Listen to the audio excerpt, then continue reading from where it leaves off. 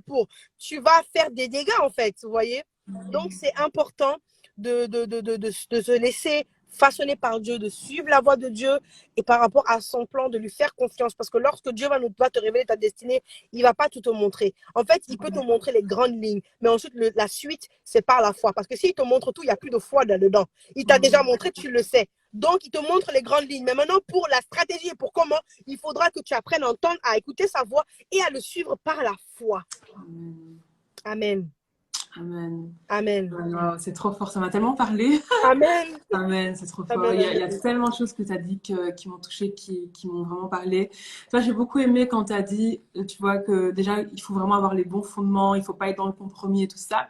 Et aussi, quand tu as mentionné le fait que on peut en fait emmener énormément de personnes avec nous dans notre chute en fait. Exactement. Et c'est ça dont on doit être conscient, c'est que en fait c'est tellement sérieux en fait. On doit réaliser qu'un jour je serai devant Dieu, un jour j'aurai des comptes à rendre en fait. Il faut vraiment qu'on réalise que on n'est pas là pour jouer, c'est pas des blagues, c'est tellement sérieux. C'est une question d'éternité en fait. C'est une question d'éternité, c'est la nôtre, mais c'est aussi les vies de tellement de personnes qui sont aussi rattachées à la nôtre. Et c'est pour ça qu'on doit prendre ça avec tellement de sérieux. Et quand tu parlais du renoncement à soi, d'accepter le processus dans lequel Dieu veut nous faire passer, j'avais vraiment cette question qui montait dans mon cœur, c'est à quel point est-ce qu'on est prêt en fait à rentrer dans cette destinée en fait. À quel point est-ce qu'on est prêt de se dire moi je suis prêt à tout, peu importe ce que ça m'coûtera, mais moi je veux tout faire pour accomplir le plan de Dieu, pour qu'à la fin de ma vie je puisse me dire tout ce que Dieu voulait que je le fasse, je l'ai fait en fait. Ouais, c'est ça. Et on doit vraiment avoir ce mindset-là. On doit vraiment avoir ce mindset-là de se dire que tout ce que Dieu voulait que je le fasse, je veux tout mettre en place pour être sûr que je l'ai fait, pour qu'à la fin, j'ai aucun regret, parce que combien de personnes meurent en fait avec un goût d'inachevé en fait. Exactement. Combien de personnes arrivent à la fin et se disent mais pourquoi j'ai pas fait ça, et ils sentent qu'ils ont manqué quelque chose, ils sont passés à côté de quelque chose. Et quelque chose d'autre que tu as dit pendant ton témoignage en fait, c'est quelque chose qui m'a beaucoup parlé, c'est une phrase que j'aime beaucoup, c'est quand tu as dit qu'on vit une vie qui n'est pas la nôtre en fait. Et pour moi c'est en lien direct en fait avec ce que tu as dit aussi quand tu disais que notre destinée est rattachée aux âmes. Pourquoi? Parce que de la même façon que, comme tu l'as témoigné, que tu vivais la vie qui n'était pas la tienne en fait. Tu vivais une vie qui était la conséquence en fait de choses auxquelles tu avais été exposé, de choses que tu avais vécues dans un certain milieu, etc. Et toutes ces choses-là en fait, ça a créé des choses en toi, ça a créé des processus, des addictions, tellement de choses. Par la grâce de Dieu, Jésus-Christ t'a totalement débarrassé de ces choses-là et aujourd'hui tu peux le servir. Mais tous en fait on a été conditionnés, tous on a eu des styles de vie, tous on a eu des mindsets, on a eu des comportements qui n'étaient pas les nôtres en fait. C'était juste les conséquences de ce qu'on a vécu, les conséquences de ce à quoi on a été exposé. Mais quand on rentre en Turquie, c'est qu'on passe par tous ces processus-là de restauration, de délivrance, on devient la personne qu'on était censé être à la base. Mais le truc c'est qu'il y a combien de personnes autour de nous vivent des vies qui ne sont pas les leurs en fait. Exactement. Combien de personnes autour de nous qu'on croise dans les rues, qu'on croise au travail, qu'on croise à l'école, qui vivent une vie qui n'est pas la leur, qui sont dans des tentatives de suicide, dans des addictions. Même quand tu as parlé de la prostitution, combien de femmes subissent ça et acceptent ça juste parce qu'elles ont une mauvaise image de leur corps en fait, juste parce qu'elles ne réalisent pas qui elles sont, juste parce qu'elles ne réalisent pas en fait, elles ont elles-mêmes été conditionnées à un certain système de pensée qui fait qu'elles acceptent ça. Mais quand leur mentalité est renouvelée, quand elles réalisent en fait qui elles sont, elles ne vont plus accepter ça. Et ça c'est quelque chose qu'on doit comprendre en fait, c'est que de la même façon que Christ nous a sortis de certaines choses, il y a tellement d'autres personnes qui doivent sortir de ces choses-là. Les personnes doivent vivre la vie que Dieu avait prévue à la base. Une vie d'addiction, une vie de mal-être, une vie de tentative de suicide, même une vie où on se compare, on est tout le temps compétitif, on est tout le temps mal dans sa peau. C'est pas la vie que Dieu a prévue pour nous. C'est pas la vie que Dieu a prévue pour nous. Et quand on rencontre l'amour de Dieu, on comprend qui on est en fait. Amen. Moi, c'est vraiment quelque chose, par rapport à la destinée, c'est vraiment ce qui s'est passé en fait. Quand j'ai réalisé que Dieu avait un plan pour ma vie, avait une destinée pour ma vie, je me suis sentie tellement aimée par Dieu. Je me suis dit, mais je ne suis pas sur terre juste comme ça en fait. Je ne suis pas là juste comme ça, non. Il y a un but bien précis et on doit comprendre ça, non seulement pour notre bien-être à nous, mais aussi parce qu'il y a des vies qui sont liées aux nôtres en fait. Il y a des personnes peut-être que nous, on ne touchera pas, mais que quelqu'un touchera. Par exemple, moi, dans mon groupe de jeunes à l'église, il y a une jeune fille elle est très zélée, elle est très en feu pour les choses de Dieu. Et dans son cours de religion, parce qu'aujourd'hui, les cours de religion, c'est des cours de philosophie, de Ouais, morale, etc., où on dit que Dieu n'existe pas, ce genre de ouais, choses. Et en fait, à chaque fois, et il y a pas mal de jeunes, de mon groupe de jeunes, qui ils confrontent en fait leurs professeurs, où ils disent au prof, mais non, c'est faux, et ils parlent de Dieu en classe et tout. Et il y a une fille du groupe de jeunes, la prof en a eu tellement marre en fait de ses interventions que la prof l'a laissé en fait, lui a dit, écoute, je vais te laisser 1 heure et tu vas nous dire ce à quoi tu crois en fait. Et du coup, pendant 1 heure, elle a pu prêcher l'évangile en classe. Et je me dis, waouh, mais gloire à Dieu, parce que waouh, je ne peux pas aller dans sa classe et faire ça, mais là waouh, où Dieu l'a placée, dans sa classe, waouh, dans son école, elle a pu c'est prêcher ça, l'évangile. Et waouh, c'est ça gloire qu'on à doit Dieu, comprendre. Enfin, on doit comprendre que là où Dieu nous gloire place, à peu Dieu. importe où c'est, on doit être la lumière. Amen, Pourquoi? Parce que les gens amen, ont besoin. amen, L'évangile, la chose la plus importante dans l'évangile, c'est clair, c'est l'éternité. C'est le fait que pour amen, l'éternité, tu es reconnecté avec Dieu. Tu ne vas pas en enfer. C'est la chose la plus importante. Mais mm, il y a tellement plus. Cette restauration, ce bien-être. Vraiment, des fois, je me dis, je ne sais pas comment je faisais avant moi ce aussi, mal-être. Vraiment, des fois, je me dis, je sais pas comment j'ai vécu autant de temps sans Christ, en fait. Des fois, ouais, juste quand je ressens cette paix et juste cette paix que j'ai aujourd'hui, je me dis, mais franchement, rien que pour ça, en fait, rien que pour ça, je me dis, mais merci Seigneur, en fait. Et amen, combien de personnes ont besoin de ça? c'est clair, Combien de personnes ont besoin de ça? On doit avoir cette compassion pour les âmes, en fait. waouh, Parce que waouh, notre destinée, c'est pas seulement pour nous dire, voilà, j'ai fait ça, j'ai fait ça. Non, c'est c'est clair, des vies, c'est des vies. c'est des vies, C'est c'est vraiment des vies qui vraiment, doivent être touchées.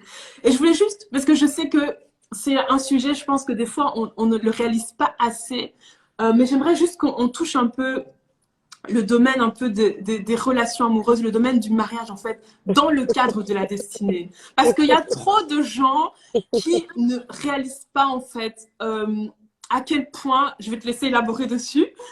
Je sais que tu as beaucoup de choses à dire, mais voilà, j'introduis juste. pour, vas-y, vas-y.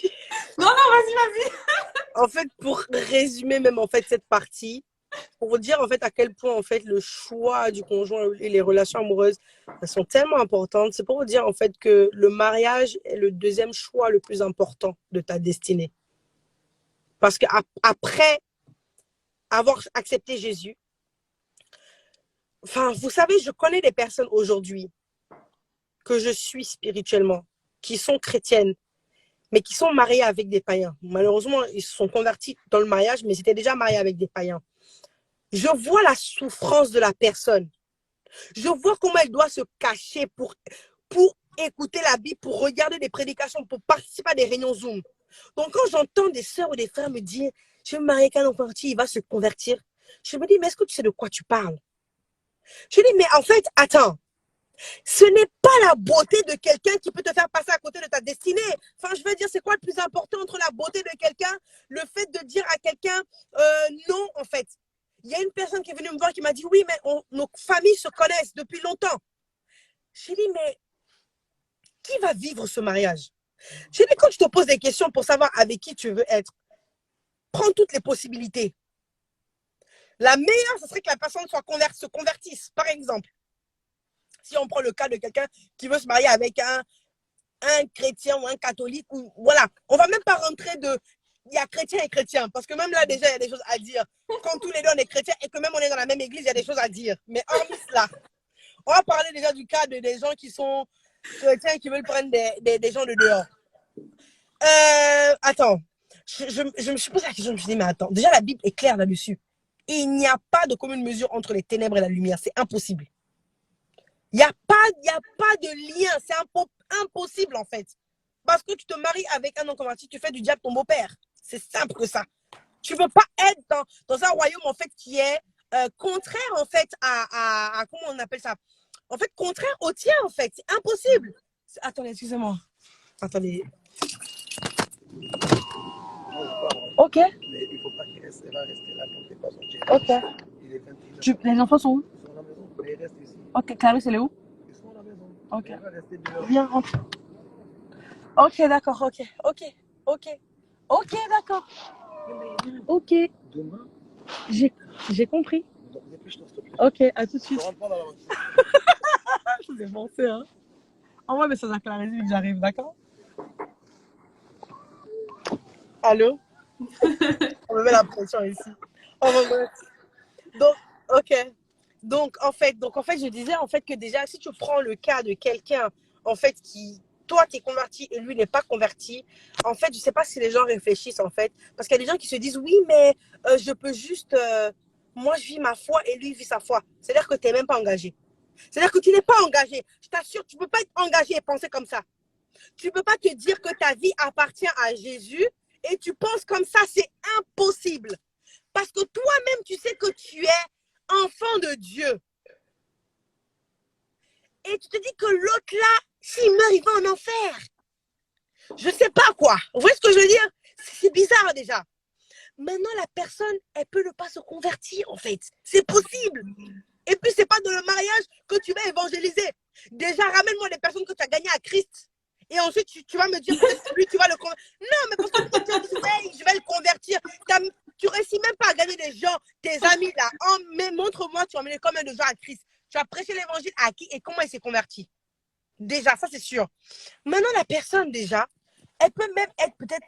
Voilà, là, on parle de qui ne sont pas convertis, donc je mets tout dedans. Hein. Les autres religions, les catholiques ne sont pas nés de nouveau et tout ce qui va avec. Parce qu'il y en a qui disent, oh, mais les catholiques, ils croient en Jésus. Ça ne veut rien dire, ça ne veut rien dire, ça veut rien dire. Moi, j'étais catholique, hein, je me disais catholique, chrétienne, mais j'étais bien païenne, bien avec mon tête païenne. OK? Donc, au final, je ne sais pas si les gens réalisent à quel point la personne, en fait, la personne avec qui tu te maries, en fait, vous êtes une seule chair.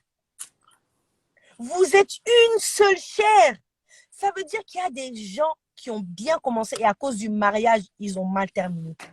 Ils sont sortis de leur destinée. Pourquoi? Parce que tu commences maintenant à avoir des combats que tu n'étais pas censé avoir.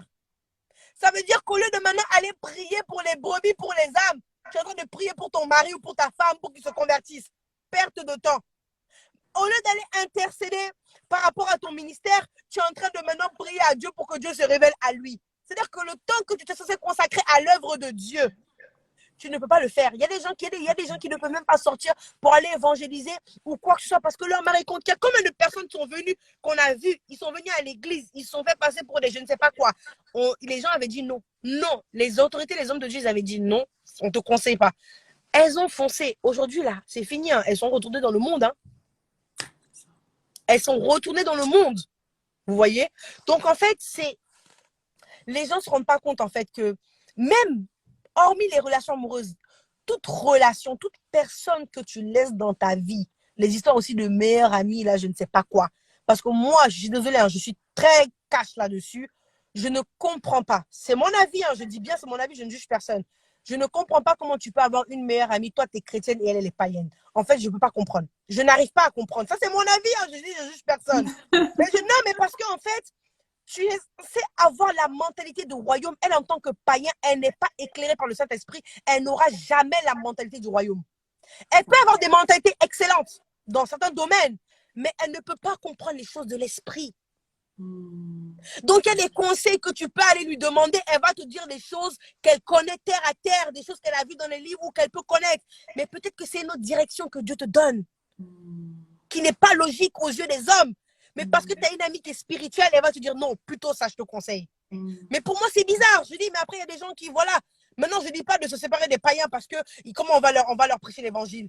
Mais tant qu'une personne a une influence sur toi, qui te retient dans le monde, à chaque fois que tu es avec elle, elle met ses musiques mondaines, nanana. Moi, c'est fini.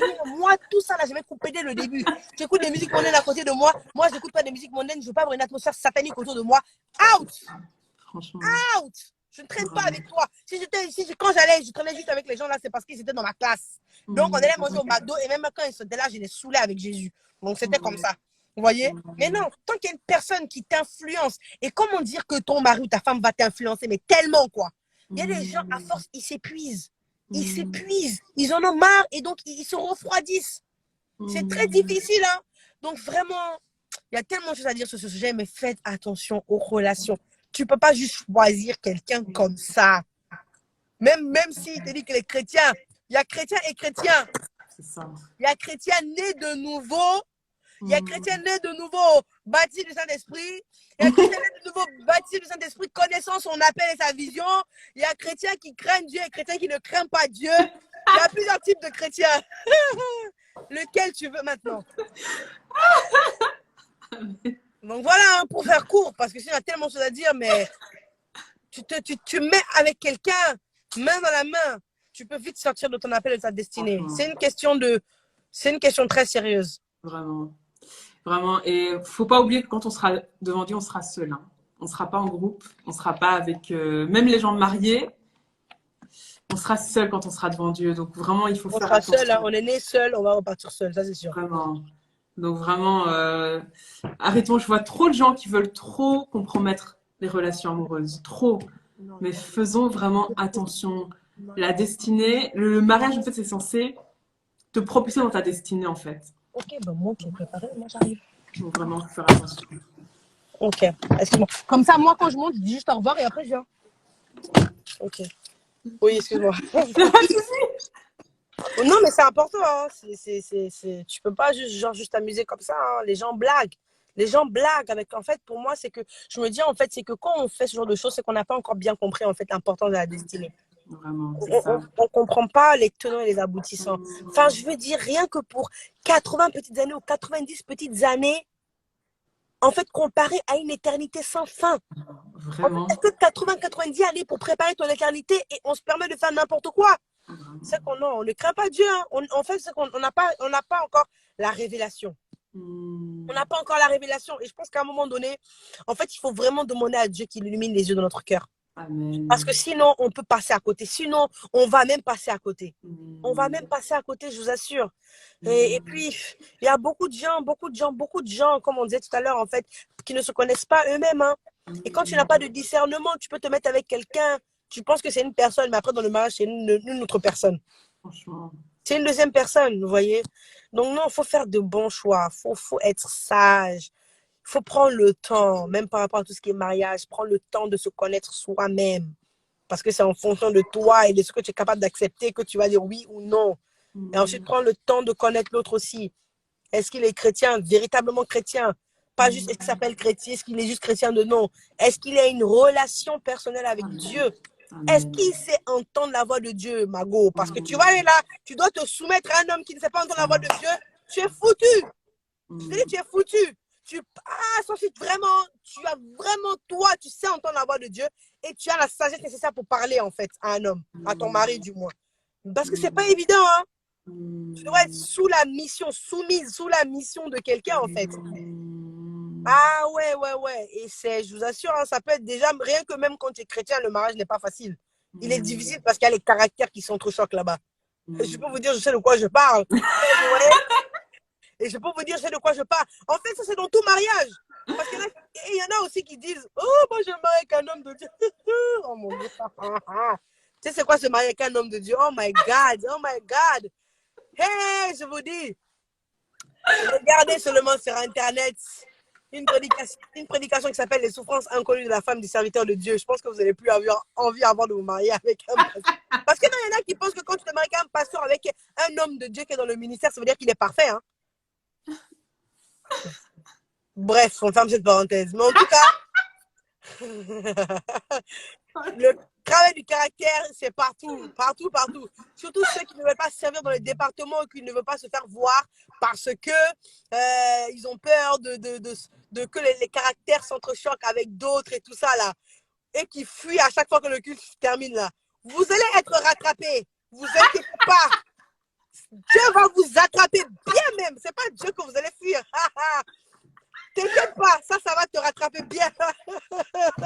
Non, parce qu'on connaît, il y en a, ils ne veulent pas servir dans aucun département parce qu'ils ne veulent pas être des accords, ils ne veulent pas qu'on dise non, ils veulent avoir leur propre indépendance, liberté avec les esprits d'indépendance qui planent là-bas. Là. Non.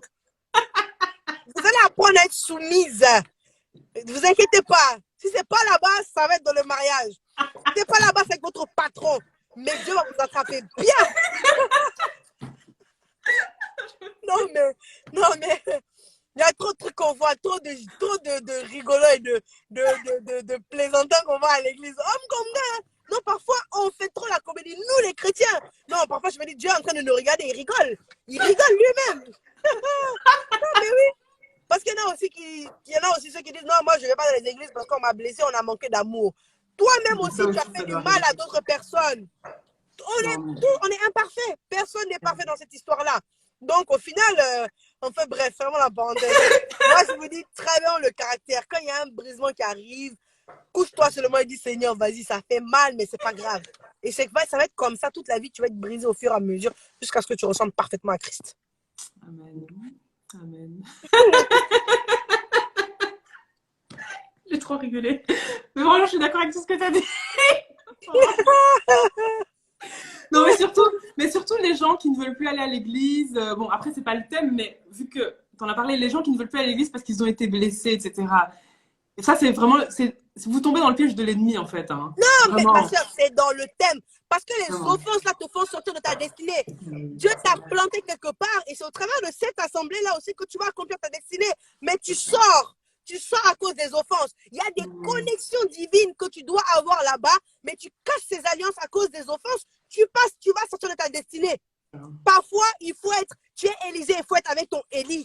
Il faut être avec cette personne-là, en fait, qui va t'introduire, qui va te faire passer dans une autre dimension. Mais parce que tu as fait l'orgueilleux, je sais pas quoi, tu t'es offensé, voilà, tu passes à côté. C'est dans le thème même, là, les offenses aussi, là, les trucs de ça m'a offensé, ceci, cela, là. Beaucoup passent à côté de leur destinée comme ça. Et beaucoup n'arrivent pas, justement, à être dans leur destinée parce qu'ils sont nulle part. Ils sont partout et nulle part. Ils ont 10 000 pasteurs sur YouTube et surtout les ministères, ils n'ont aucune vision fixe, en fait, vous voyez. Et c'est ça qui ramène le désordre. Au final, ben, ta vie ne peut pas être glorieuse. Elle n'est pas stable, en fait.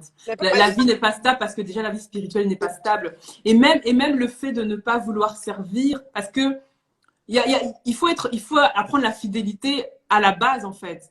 Donc, même le fait de ne pas vouloir servir dans ton église, même là aussi, c'est déjà un problème par rapport au plan de Dieu pour ta vie, en fait. Exactement. Si déjà dans ton assemblée locale, tu ne veux pas servir, tu ne peux pas être utile là où Dieu t'a placé, ça va être compliqué aussi pour avancer dans le plan de Dieu, en et fait. c'est là-bas aussi que Dieu va te former, en fait. Hein. Ouais, voilà. C'est dans les départements aussi que tu vas apprendre à faire sortir des bonnes choses en toi et même les mauvaises pour les travailler. C'est dans les départements de service ou même dans ton église aussi que tu apprends à donner de toi. C'est là qu'on va voir si tu es bien égoïste ou pas. C'est là on va voir si tu penses qu'à toi-même. C'est là on va voir si tu es prête à te sacrifier parce que ce sont des choses qui vont révéler plus tard ton caractère par rapport à ton appel. Parce que je suis désolée, Dieu n'a aucun intérêt à t'envoyer très loin en sachant que tu es lâche. Dieu n'a aucun intérêt à t'envoyer très loin en sachant que tu vas laisser tomber. Et c'est dans les moments comme ça que Dieu travaille notre caractère. C'est dans les moments comme ça qu'on apprend la loyauté, qu'on apprend la fidélité. Parce qu'il y aura forcément des désaccords. Il y aura forcément des choses que tu ne vas pas comprendre. Parfois, tu vas dire, moi, je vais faire ça. On va te dire non. Tu dis, comment ça, non? Vous voulez me bloquer dans mon appel, dans ma destinée? Parce que comme moi, j'ai dit mon témoignage, quand je suis arrivée à l'église, j'étais tellement zélée, c'était le zèle amer. Je voulais aller partout, à toutes les conventions. Et du coup, oh, et surtout, c'était mon mari, mon responsable. Donc, je vous explique à l'époque, je me disais, mais il veut me bloquer dans ma destinée. Je disais, mais évangéliser. Tu vas m'empêcher d'aller évangéliser. Tu vas m'empêcher d'aller faire ci. Oh Seigneur, je ne comprends pas. Non, mais ce n'est pas possible. Non, ça ne vient pas de Dieu, c'est sûr. C'est parce que je n'étais pas assidue spirituellement. Il voulait me donner une éducation spirituelle. Mais tu ne peux pas grandir quand tu es partout. Un arbre, quand tu le plantes, tu le déracines. Tu le déracines, tu le plantes. Tu le déracines, tu le plantes. Il ne va jamais grandir. C'est pour ça qu'il faut être planté dans une église locale. Il faut être planté dans un enseignement, dans une vision et savoir écouter en fait. Et combien de fois dans la Bible, on va voir, écoute les conseils, écoute ce que les plus grands te disent, écoute ce que tes parents spirituels te disent. Et le truc, c'est quoi? C'est qu'on est là, on veut faire les choses comme on veut. Et ça, je ne comprenais pas. J'avais l'impression qu'on voulait me bloquer dans mon appel et dans ma destinée. Alors que c'est tout le contraire. On voulait m'apprendre la discipline spirituelle. On voulait m'apprendre les choses du royaume de Dieu à être dans l'ordre. Et à cause du zèle, parfois, on fait n'importe quoi. En fait, c'est le zèle qui est amer. C'est très important, ça. C'est très important. Parce qu'il y a des personnes qui veulent prendre des choix, comme tu dis, hein, qui veulent faire des choix et quand on leur dit non, ils pensent que les gens sont contre eux, alors que pas du tout. Bah, aucun intérêt, il n'y a aucun intérêt. Sinon, tu tirer une balle dans le pied. Tu vois, il n'y a aucun intérêt. Tu es là, c'est pour le bien de la personne, quoi. Quand tu es leader, par exemple, c'est pour le bien. Il faut que nous, en tant que brebis, qu'on puisse avoir confiance en nos leaders aussi. Ouais, parce que Dieu ne nous a pas placés là-bas pour rien. Donc, je pense qu'à un moment donné, il faut aussi comprendre que le fait d'être dans une bergerie, c'est lié à notre appel, c'est lié à notre destinée, parce que c'est au travers de Amen. là-bas, en fait, c'est au travers de là-bas que Dieu va te Mm, propulser. tout à Et fait. c'est important. Amen. Merci beaucoup. Je ne sais pas si tu as le temps pour quelques questions Oui, que j'ai vas-y. reçues, oui. Alors, une question, c'est comment savoir que c'est le bon moment pour rentrer dans le ministère? Tes parents spirituels vont te le dire. Mm, Moi, ça, c'est sûr et certain. Parce que tu ne mm, te lances pas tout seul dans le ministère. mm, Comment savoir que c'est le bon moment, c'est que tes parents spirituels vont t'introduire. mm, Eux, ils y sont déjà, ils ont les yeux pour mm, voir si c'est le bon moment. Et si tu es mm, convaincu que c'est le bon moment, prie pour que Dieu leur parle. c'est Mais en tout ça. cas, il y a un moment, c'est sûr, en Mm, fait, si tu appelles dans le ministère, tes parents spirituels vont te lancer. Moi, mm, je ne peux pas dire à quelqu'un, vas-y, c'est le bon moment, mais vas-y, barre-toi, tu ouvres ton église et tout. Non, jamais de la vie. Non. Oh, ça va être le désordre. Et il y aura des esprits de séduction parce qu'il y en a, comme ils ont pas la patience, ils n'ont pas travaillé la patience, ils se disent non, de toute façon aussi, ils veulent pas, c'est pas grave, moi, mais je vais faire. Alors que c'est pas le bon moment. Quand c'est le bon moment, tes parents spirituels te le diront. Et il faut vraiment qu'on comprenne qu'il y a des principes spirituels en fait qui s'appliquent en fait. C'est ça? Des fois, il y a des personnes, les choses ne fonctionnent pas parce qu'il y a des principes spirituels qui n'ont pas été respectés en Ouais, ils ont fait. grillé ça, hein. Ouais. Et il faut vraiment faire très attention. Les gens qui parlent mal de leurs autorités spirituelles, les gens qui sont rebelles, etc. En fait, c'est des comportements. Il faut vraiment, vraiment faire attention à ça. Il faut Mm. vraiment faire attention à ça parce que vraiment, ça ouvre des portes vraiment et Ah, ça bah peut oui, hein. vraiment bloquer des vies. Vraiment. Il faut Tout vraiment à faire fait. attention. Tout à fait. Il y a quelqu'un qui a demandé, bon, je ne sais pas trop, mais la personne a dit avec qui Dieu a prévu que je réalise cette destinée.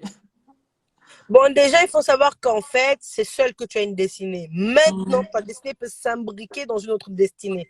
Quand tu vas te mm, marier, vos destinées vont s'imbriquer l'un avec l'autre.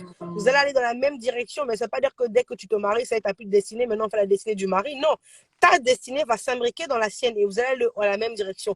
Mais sinon, la personne qui ne se marie pas, parce qu'il y a des gens qui ont le don de célibat, ça veut dire quoi? Eux, ils n'ont pas de destinée. mm, Si, si, ils ont une destinée, la destinée de chacun est unique. mm, Chacun est venu seul sur Terre et chacun a une destinée unique. Maintenant, mm. ta destinée peut s'imbriquer dans la destinée d'une autre personne, mais tu vas quand même l'accomplir. Moi, je Amen. sais que moi, j'ai une destinée. Par exemple, ma destinée va s'accomplir au travers de la vision de mon église locale. Ça va dans le même sens. Vous voyez ce que je veux dire? Voilà. Amen. Et Très dans celle de mon important. mari aussi, bien sûr. Amen. Il y a une autre question, c'est notre métier est-il important pour la destinée? Ben, parfois, le métier dans lequel tu seras, c'est là même que tu es en train d'accomplir ton plan et ta destinée, parce que Dieu peut t'appeler à être, comme j'ai dit, par exemple, avocat.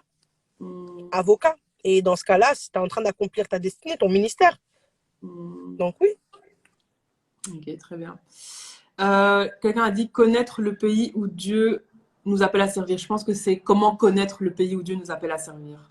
Prie mon frère, prie ma Ouais, soeur. Ça, je sais ça. pas, mais c'est Dieu qui va te le révéler, hein. Tu pries et Dieu va te dire. Pour Mm, le moment, si tu es dans le pays dans lequel tu es, c'est pas un hasard. Tu es là, si tu es là, tu es en mm, France. Pour le moment, tu es en France. mm, Maintenant, si toi, dans ton cœur, tu sens vraiment qu'il doit y avoir un changement, demande à Dieu. Et s'il y a mm, autre chose, il va te le révéler.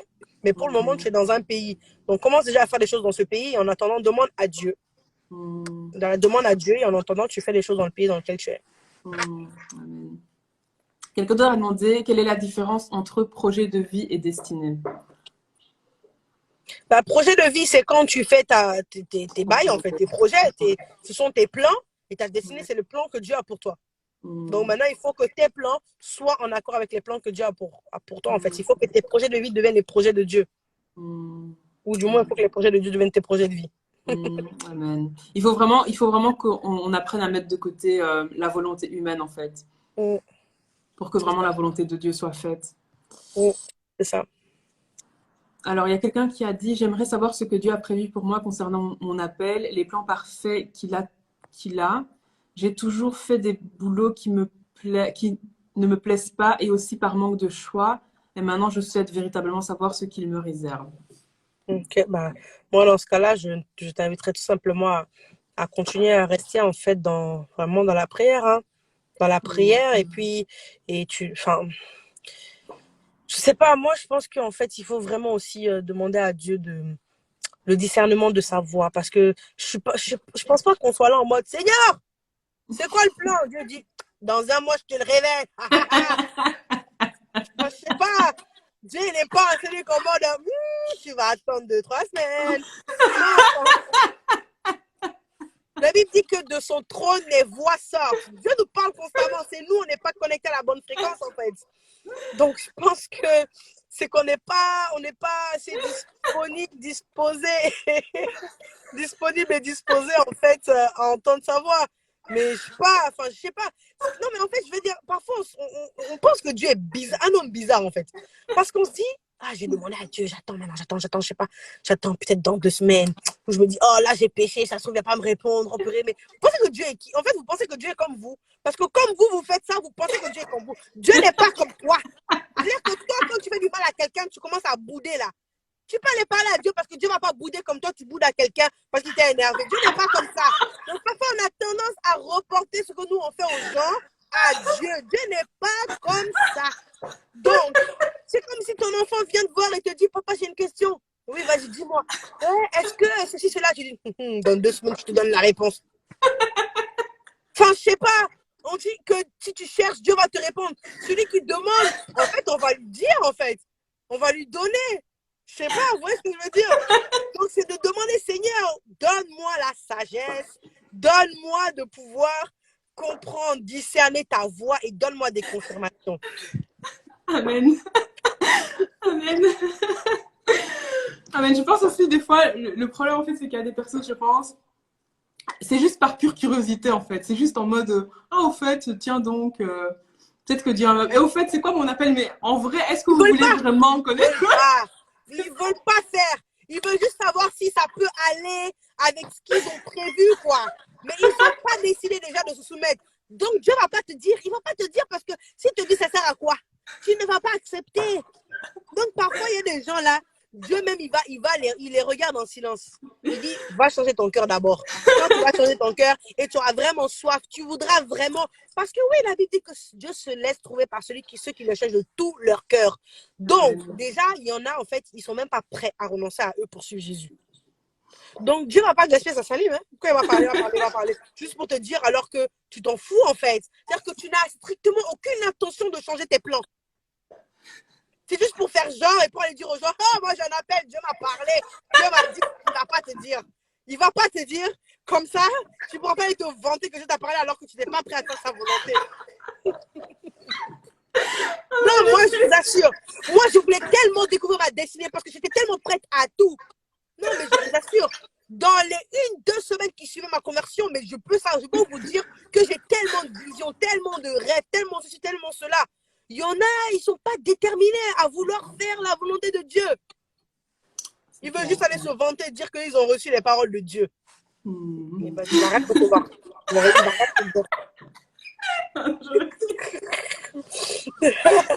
Non, mais c'est vrai, quand on veut connaître son appel, soyons sérieux, en fait. C'est pas, faut pas vouloir savoir par pure curiosité, genre juste comme ça. Non, il faut vraiment se dire que non, peu importe ce que c'est, Dieu, tu peux compter sur moi, je veux rentrer dedans, je veux l'accomplir, je vais faire tout ce qu'il faut. Il faut se poser les vraies questions. Ne te dis pas, c'est pas la première réponse qui vient qui est forcément la bonne. Parce que souvent, quand tu vas dire, mais est-ce que tu veux vraiment savoir la volonté de Dieu? Bah oui, je veux vraiment savoir. Mais pose-toi la vraie question. Ça veut dire que si là, Dieu te dit maintenant, là, tu fais quoi? Est-ce que tu es prêt à tout changer, à dire, j'arrête même le boulot qu'il faut, s'il faut que j'arrête? Pose-toi la question. Parce que moi, je sais que dans l'état d'esprit dans lequel j'étais là, je fais tout. Même si tu me dis de changer de pays, tu me dis d'arrêter ce boulot, tu me dis de faire ça, de me faire ça, j'arrête. J'étais prête à tout, en fait. Mais il y en a. Il y a un mot qui me vient en tête, mais je ne sais même pas si c'est le mot là, ça veut dire ça. Je pense que ça ne veut pas dire ça. Mais on l'utilise comme ça. Ce sont des gigolos. Ce sont des gens. Je sais que ça ne veut peut-être pas dire ça, mais voilà, vous avez compris. Ils veulent juste savoir comme ça, comme tu as dit, par curiosité. Mais si ma question est celle-ci.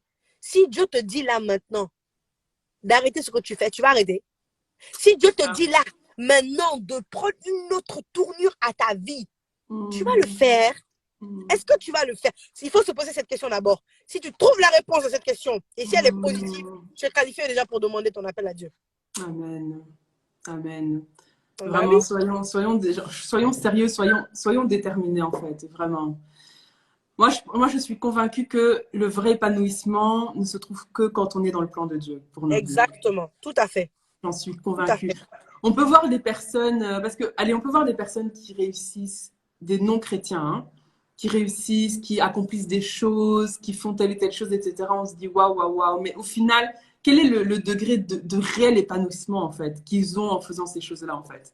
Quel est le degré de réel épanouissement? Parce que la Bible dit qu'on a été créé pour ces bonnes œuvres, en fait.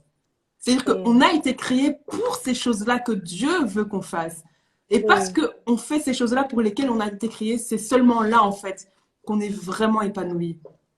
C'est pour ça que chacun, vraiment chacun, peut-être des personnes peut-être qui ne s'étaient même jamais posé la question qu'il y a une destinée, quelle est ma destinée, qui n'avaient même peut-être jamais considéré ça, qui avaient peut-être toujours fait leur propre volonté. Vraiment, c'est le moment en fait de se dire, mais je ne suis pas sur Terre au hasard en fait. Je ne suis pas sur Terre pour accompagner les autres. Je ne suis pas sur Terre juste comme ça pour chiller. Non, il y a des projets que Dieu a prévus pour moi. Il y a des choses que Dieu veut que je fasse, des choses que je suis censée accomplir en fait. Et il faut vraiment que on soit déterminé en fait à se dire que moi je veux accomplir cette destinée. Qu'on ait vraiment cette hargne en fait. Qu'on ait ce zèle-là de se dire que tous les projets que Dieu a prévus pour moi, tout ce que Dieu attend de moi, je veux l'accomplir. Qu'on ait vraiment ce désir-là. Vraiment, j'aimerais vraiment encourager chacun parce que c'est trop important en fait. Alléluia. C'est trop important. Il y a vraiment des... Moi, je suis convaincue qu'en tant qu'enfant de Dieu, on est les enfants du roi des rois, les enfants du Seigneur des seigneurs. Il y a tellement de choses que Dieu veut faire au travers de nos vies pour que le nom de Jésus-Christ soit glorifié, pour que le nom de Jésus-Christ soit élevé en fait. Et je pense que même en tant qu'enfant de Dieu, on doit voir en fait que non, je veux que au travers de ma vie, Christ soit élevé en fait. Au travers de ma vie, Christ soit élevé dans tous les projets, dans toutes les décisions, dans tout ce que je fais. C'est inspiré par Dieu, ça vient de Dieu. Je veux que Christ soit élevé et que le nom de Jésus-Christ soit répandu de plus en plus. Des fois, je vois le zèle, je vois la passion, je vois la détermination que des personnes ont, des personnes qui sont pas chrétiennes, des personnes qui sont dans le monde. Je vois leur zèle, leur passion, leur détermination pour mener à bien leur projet. Est-ce qu'on a ces mêmes zèles, cette même passion, cette même détermination quand il s'agit des choses de Dieu, en fait? Et c'est une question que je me pose moi-même aussi, en fait. Des choses que moi-même je me pose, je me dis, mais est-ce que j'ai cette même passion quand on me demande des choses au travail, quand on me demande des choses par rapport aux choses de Dieu, est-ce que j'ai la même passion, en fait? Est-ce que je suis prête à tout? Il y a des gens, ils ont un certain comportement juste parce qu'ils savent qu'à la fin du mois, il y a un salaire, en fait. Non, attends, là, tu veux me réveiller, là. Non, parce que non, ça se voit, je t'assure, par rapport au prix à payer. Parce que les gens, quand il s'agit de l'œuvre de Dieu, sont capables de faire ça, mais avec tellement de négligence. Je dis ça, je dis les gens, moi-même, je m'inclus dedans. Parfois, tu fais les choses avec négligence, alors que quand ton boss te dit de faire ça, est-ce que tu vas venir te dire, ah, j'ai oublié. Comment tu as oublié? T'es fou? T'as oublié. Tu ne peux pas te permettre d'oublier, en fait. Et pourquoi avec Dieu, tu te permets d'oublier? Parce que ça passe au second plan. Donc, je pense que c'est même, en fait, un des indices, que je peux même, enfin, tout à l'heure, ce que j'ai dit, que si tu es véritablement déterminé, tu es qualifié, en fait, pour demander ton appel à Dieu. Mais ça veut dire, en fait, ça, c'est même l'une des preuves pour voir si tu es véritablement déterminé. Ça veut dire que, déjà, ton engagement envers Dieu, ça veut dire que, est-ce que déjà, rien que quand on voit ce que Dieu te demande de faire par rapport à ton caractère, est-ce que tu es prêt à dire oui ou est-ce que tu chipotes encore avec Dieu? Ça veut dire que toi-même,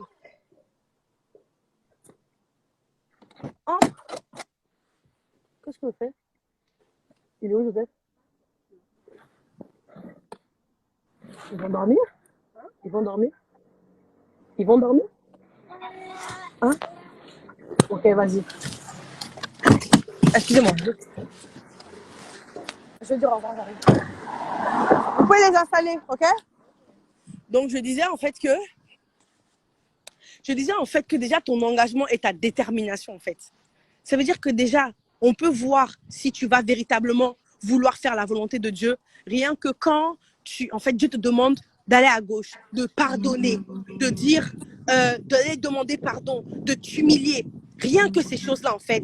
Désolée si vous ne me voyez plus, je suis un peu en noir. Mais rien que ces choses, en fait. Est-ce que là, tu es déterminé dans ça?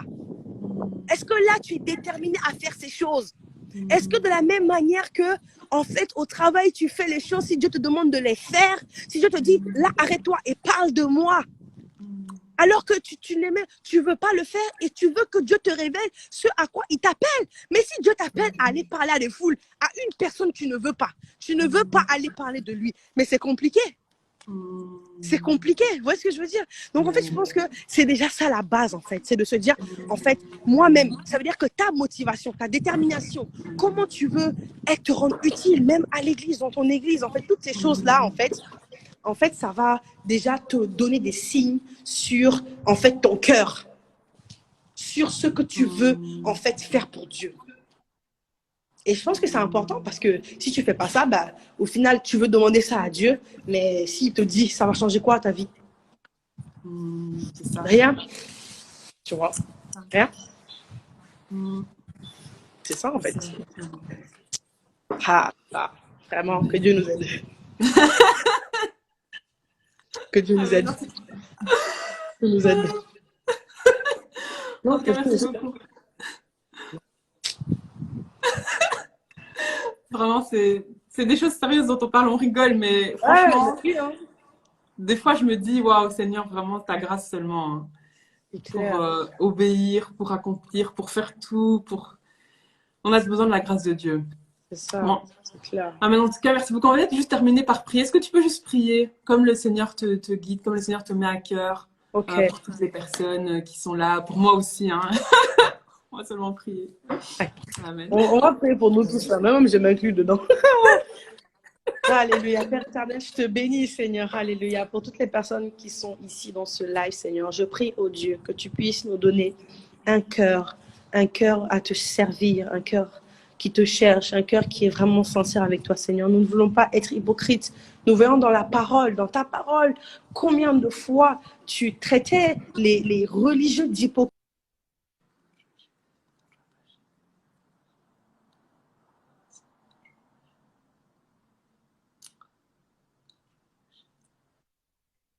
Nous ne voulons pas seulement s'attacher à nos désirs, à ce que nous voulons faire, Saint-Esprit, mais je prie afin que tu nous guides et que tu nous donnes ce cœur pour t'aimer, ce cœur pour te servir, ce cœur pour faire passer ta volonté avant la nôtre, Seigneur.